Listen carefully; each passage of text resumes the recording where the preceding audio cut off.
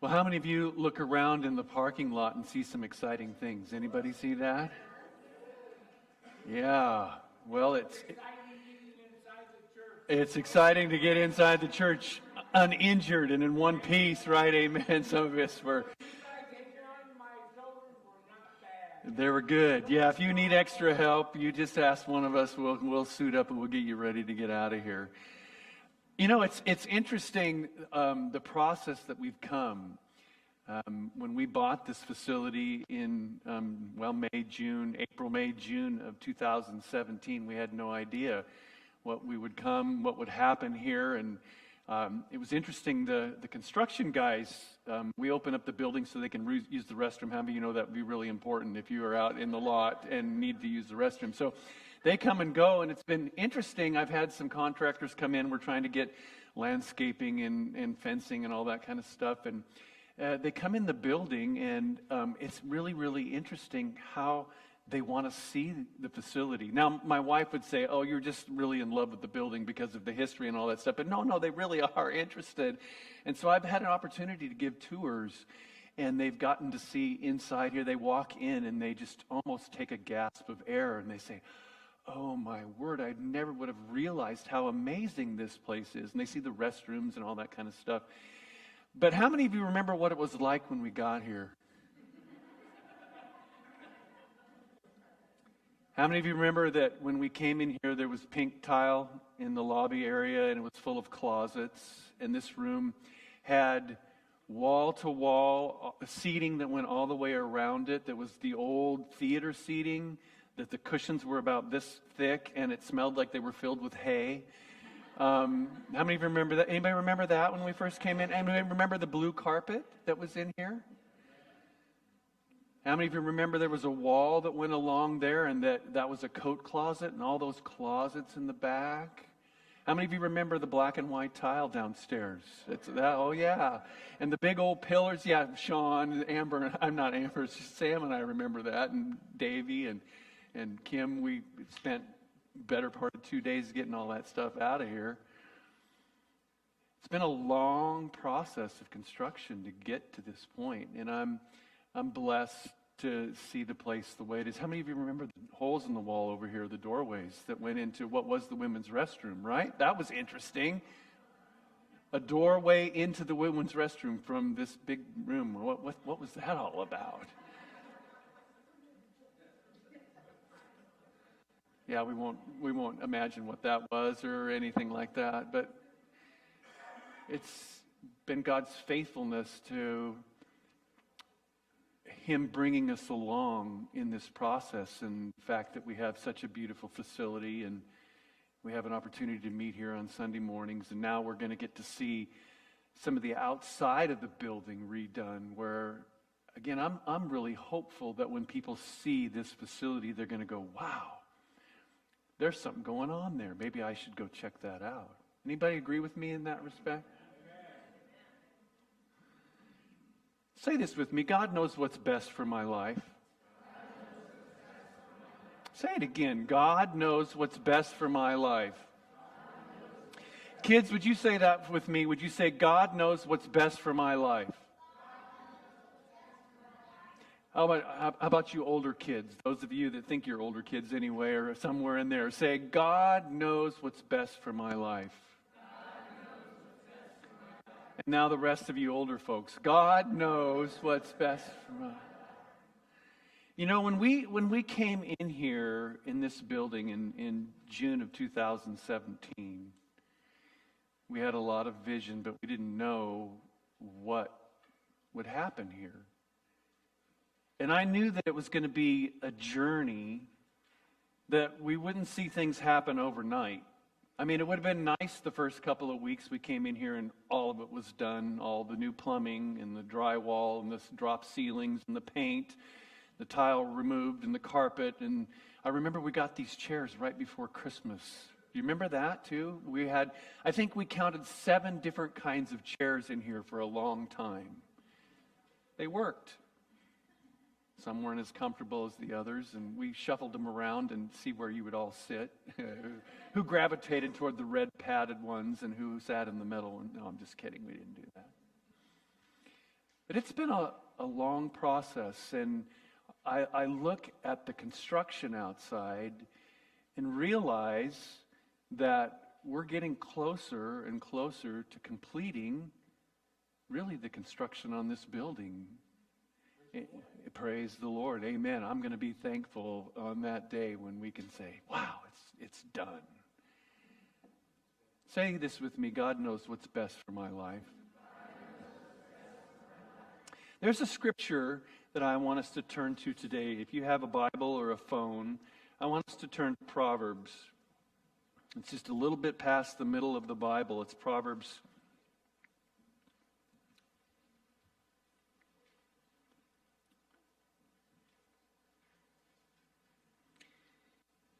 I totally lost my train of thought. I'm having an old man moment, right? Proverbs 3, 5, and 6.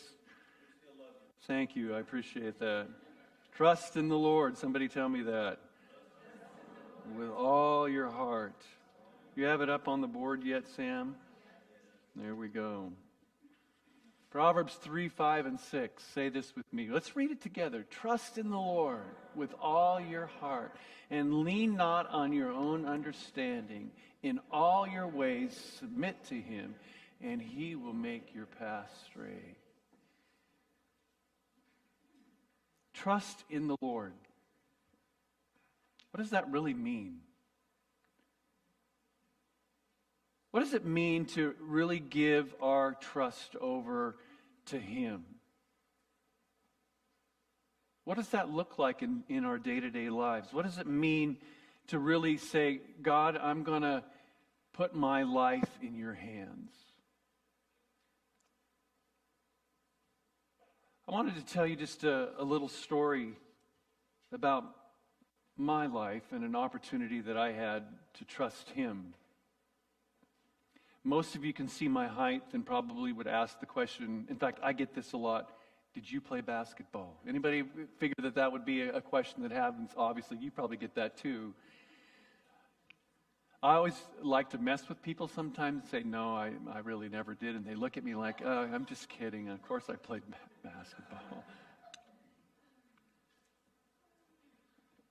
When I was in school, that was my main sport. I loved playing basketball. My first baby gifts was a basketball and a rim. A guy that played for the University of Idaho, where my dad went to school, was on the basketball team there. And I think he stole a leather basketball and a rim from the University of Idaho. I really think he probably did. And he gave that to me as a baby gift. And I grew up in the basement, playing, shooting around. Every time I had an opportunity to play, I had a ball in my hand. You can probably ask my mom. Now I'm understanding the frustrations that she had with balls in the house, because I have a basketball player in my house now too. It is actually fun because now we can do it together, but I now understand my wife's probably frustration too. But I dribbled the ball everywhere. We had a basement, and you know the nails that poke down from the flooring, the pokers that go through? I've probably popped, 50, 60 basketballs on the pokers that were in the basement. I didn't care. I just played with the flat ball anyway. And basketball was a really a big part of my life. When I got into grade school, we actually had competitive teams. In sixth grade, I played my first competitive team, and I made the A team. I started out on the C team, but the coach realized that I was tall and I could actually shoot, so he put me on the A team. And in junior high, when I was in seventh grade, I made the eighth grade team. That was an interesting thing, playing against guys that had beards in eighth grade. I mean,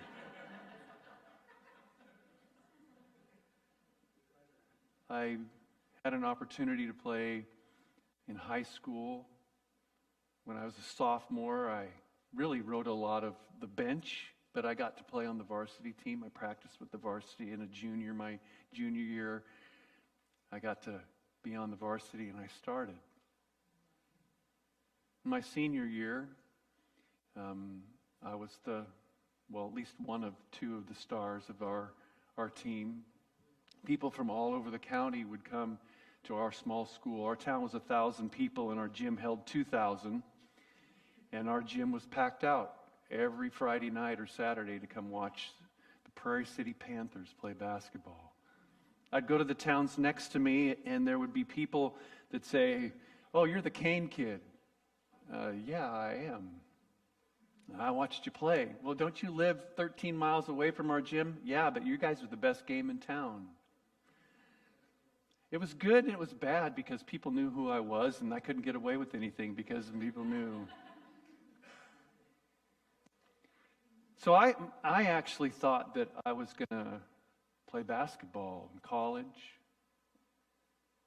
I'd planned on getting a college scholarship and playing 4 years, and who knows what was going to happen after that.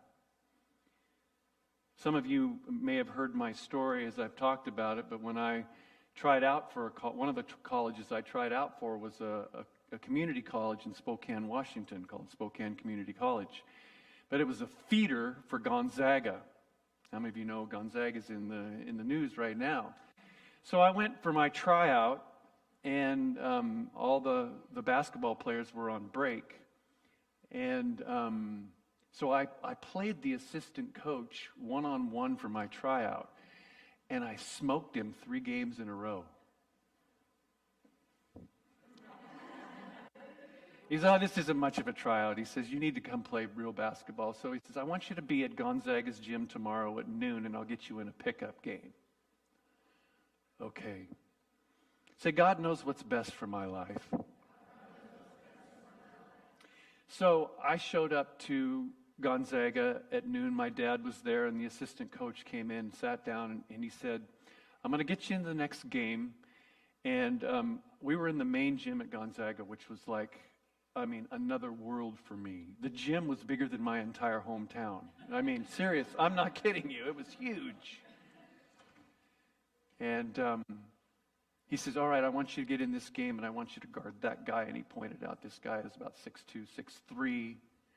I go, "Okay, I'll take him." I was 6'5", and he was about 6'3". And so we began to play, and I realized really early on in this little pickup game that he was totally messing with me. In fact, he was so good. I tell people that I wasn't really even playing. He was not even trying, and he was making me look very, very stupid. He totally ate my lunch and asked for dessert money, if you know what I mean. I gotta admit that I walked off the floor and I thought, what in the world am I doing in this gym? And I looked over at my dad sitting on the bench, and I go, "Dad, I'm in the wrong gym." And he just blinked and said, what do you say? And the assistant coach said to me, "Don't worry about that." And I go, "What do you mean? This guy's amazing." He goes, "You have no idea who that is, do you?" And I go, No idea." He says, "You got to watch out for him." And now this will date me a little bit, but some of you that have followed the NBA over the years, he goes, "That guy's name is John Stockton, and he'll go first or second round in the NBA draft next year." And he did. He's the leading assist man for the NBA right now. I played against him when I was a senior. I made the team, actually, at Spokane Community College, and they gave me a scholarship. But out-of-state tuition made it pretty much unaffordable to me. So that option of going to Spokane Community College and maybe have an opportunity to go into Gonzaga kind of went out the window. I was going to actually go to Eastern Oregon State College and walk on and play, and I was going to be an engineer. But that door closed as well. Say this with me: God knows what's best for my life. So when it all came down to it, I'm in June and July of my graduated senior year. I'm finished with high school. I tried out places, had some opportunities, but none of them really were viable options. And I really didn't know what I was going to do with my life. I thought basketball was going to be the key for me to an education, an engineering degree, or whatever it may be. But here I came within just a few weeks of school starting, and I had nowhere to go.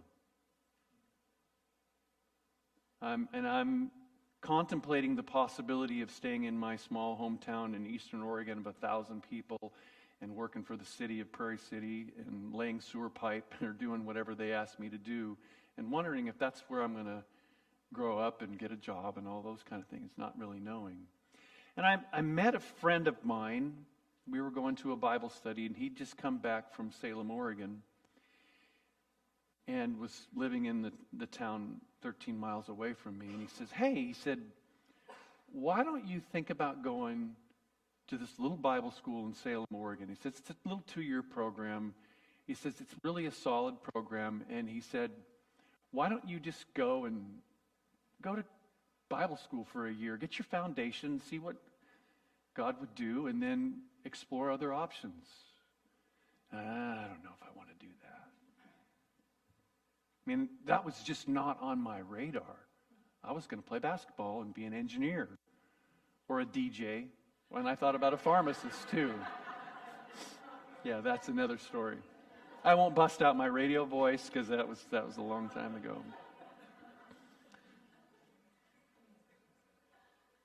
And I just thought, well, I don't know if I want to do that. And I said to my friend, I said, it's 2 weeks before school starts. They're not going to take me in. He says, call him. I don't know. So I talked with my dad about it, and he said, it wouldn't hurt to try. So I got on the phone. I called this little school in Salem, Oregon. I got on the phone and started talking with the dean of the school. And I'm in conversation with him, and he starts to laugh on the phone. And I thought, dude, you're rude. Why are you laughing on the phone? And then he asked me these very pointed questions. He says, do you have a cousin by the name of Mark? And then I'm thinking, man, this guy's really prophetic. He's telling my family. I go, yeah. And he says, you have a cousin named Mike and Monty and Marilyn, and your uncle is Lauren and Marlene, right? I go, yeah. How did you know that? He said, well, I used to live in Baker, Oregon, where your family lives. He says, I went to church with your uncle. I was on staff at the Nazarene Church in Baker, Oregon, and your family attended there. In fact, he says, I know who you are because when you would visit your family, you came in and I taught your Sunday school class.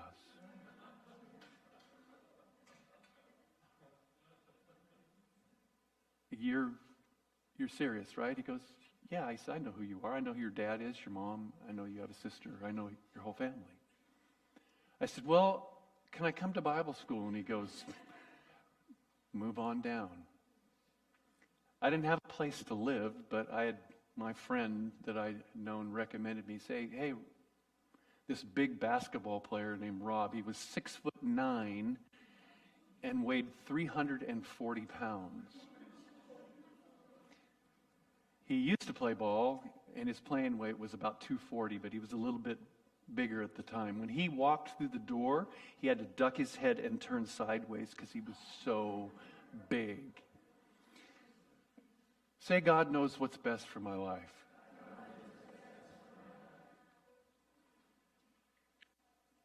I ended up moving to Salem and thinking I was going to go to Bible school for a year. And that 1 year ended up 2 years. And I met some people there and built relationship with them, and I ended up transferring to Southern California College, where I had an opportunity to play basketball for college. I had no idea that I was going to end up in Southern California. I mean, it was so far off my radar. To tell you how green and how backwoods I was, I'd never lived in a town larger than 1,000 people until I went away to Bible school. I went from 1,000 to 100,000, which was a huge culture shock. Huge.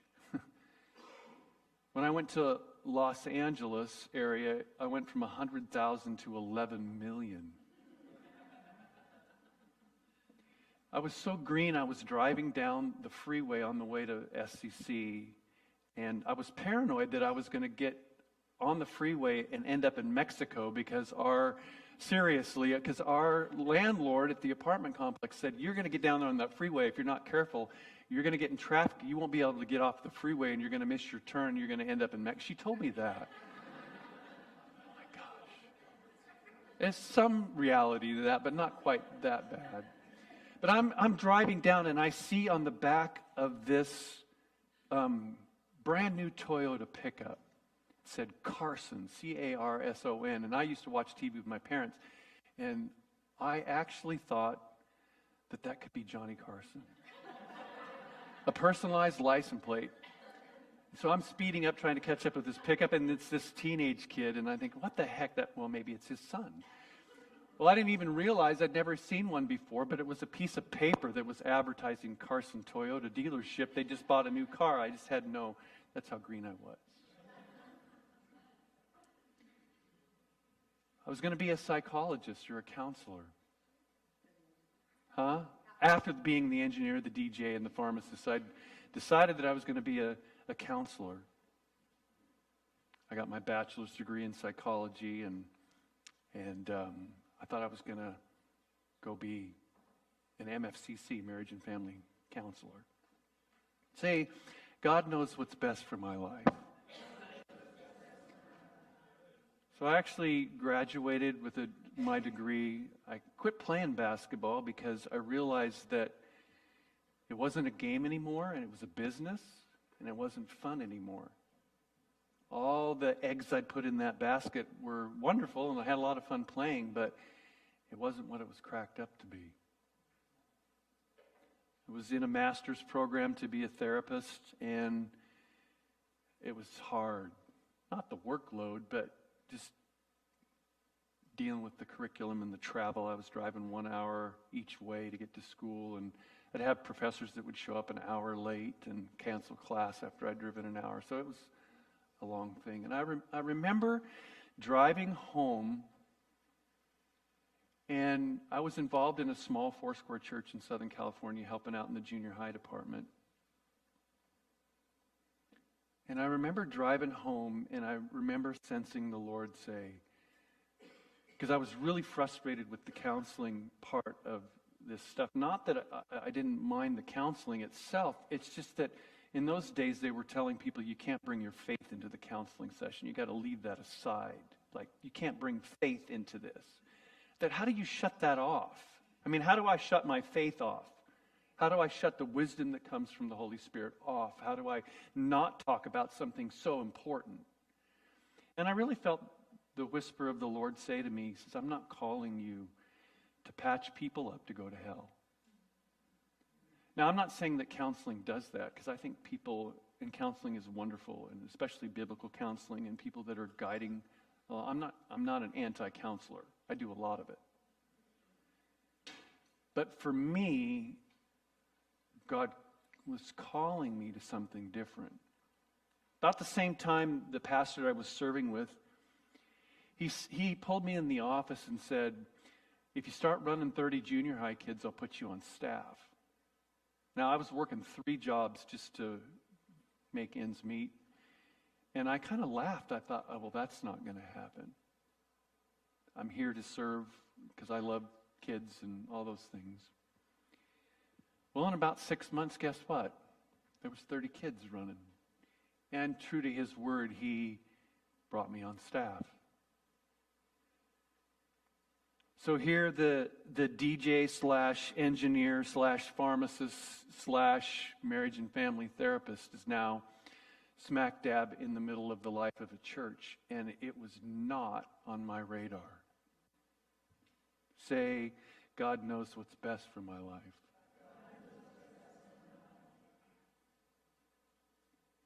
That ministry assignment was a doorway to a full-time youth pastor's position in Fullerton, California. And I went there And the first night that I was on staff at the Fullerton Foursquare Church called the Cornerstone, I came in the building, and at an evening service, I walked in, sat down in the front row with my new pastor and his wife, and on the platform playing the keyboard and singing was that gal right there. Say, God knows what's best for my life. There was one little problem. She was engaged.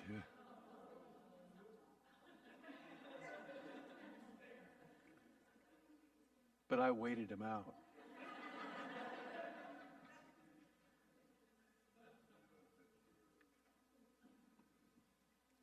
I had no idea that God would take me from this small hick town, this basketball fiend. I had no idea that through all these circumstances and events, that God would take me, of all people, to the places that He's taken me. I've lived in small, I've lived in big, I've lived in the mountains, I've lived by the beach, I'm living somewhere in between all of that right now.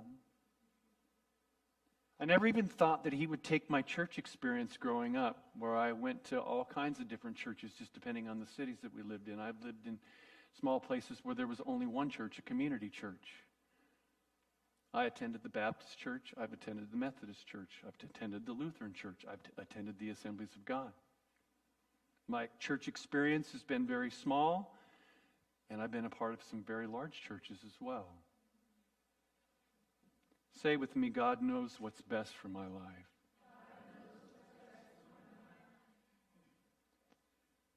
I had no inkling that I would be in a place like this today. If you'd have talked to me when I was 18 years old, and you would have said, yeah, I had a vision of you that you'd be standing in front of a group of people in Clovis, California as their pastor, I would look you in the eye and say, you are nuts. I'm going to spin records. I'm going to do records. You guys remember what those are, right?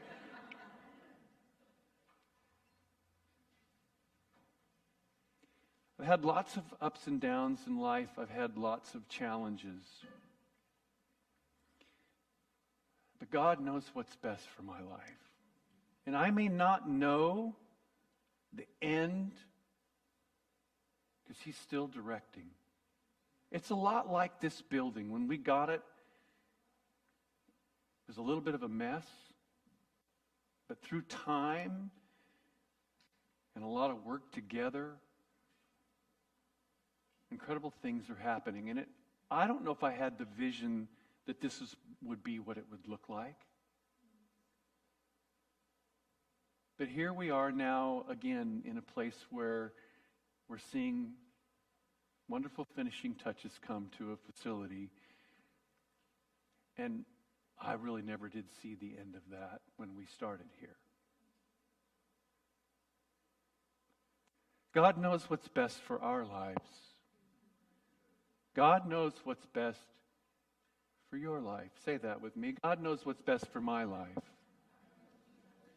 Kids, God knows what's best for your life. I don't know where He's going to take you. I don't know what your journey will look like. I don't know what the construction process looks like in your life. But I want to bring us back to Proverbs 3 again. Can you put that up there? Trust, read it with me again. Trust in the Lord with all your heart and lean not on your own understanding. In all your ways submit to Him, and He will make your path straight. There comes a point in every person's life where they have to make decisions. Are you going to trust yourself? Or are you going to put your faith and trust in the Lord? There's been seasons all along my life where I didn't understand the future. I didn't understand the next step. I didn't know what it looked like. There was an opportunity that was in front of me, and I didn't necessarily know what was on the other side of the door and where that door would lead me. Anybody else ever experienced that before? About 7 of you. I think most of our lives is that way. When you say yes to employment, when you say yes to all kinds of things, there is a path that you go down. And what I've noticed in my life is even if I didn't understand it, even if I didn't know what was going on, God was directing me in the midst of those situations. Some of the things I still don't understand. Why did you take me this way? Why did I go down this path? Why did I experience those things? Some of them I will probably figure out and understand when I see him face to face. But until then, this is where the rubber meets the road. Trust. God, your ways are so much higher than mine. You know the beginning and the end, and you know how and where and when all of these things in my life need to be orchestrated, need to come together. I tell people multiple times, I've never, ever sought employment. What do you mean by that? It means I've never had to really fill out job applications and pursue a job. What do you, really? Yeah, no. Almost every job that I've ever had, except the pizza place in Salem, Oregon, when I was unemployed there, every ministry position, every job that I've ever had has come to me. And what I've learned is that if I'll trust the Lord, trust in his guidance, trust the fact that he has my best interest in mind, and that he is working in my life, he's working in your life to ultimately shape you into the image of Jesus. Our life experience isn't just so that we can have fun. In fact, I think sometimes our life experience isn't so that we can be blessed, although God does that. What is God doing in our lives? He's using life circumstances to shape us into the very image of Jesus. And we have to trust his process. So you may find yourself in places that you're not understanding or that you would even expect. Are you going to trust?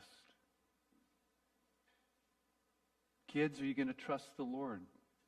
That he's going to put you in the right class? That he's going to give you the right friends? You're going to make wise choices? You're going to someday make decisions that the Lord's going to trust, that he's going to help you and walk you through and lead you? Yes. Big kids, are you going to say yes to the Lord even when it doesn't make sense? Say, Lord, I trust you. I trust you. Why? Because you know what's best for my life. I don't know what this place will look like in 5 years on the outside. There are probably a lot of things that in fact, there's a couple of things we're brainstorming right now that are a part of that. I don't know what it's going to look like.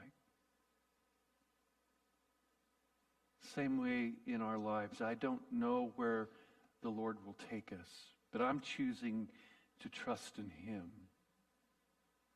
because he really knows what's best for me and he knows what's best for you. Let's stand. Say one more time, God knows what's best for my life.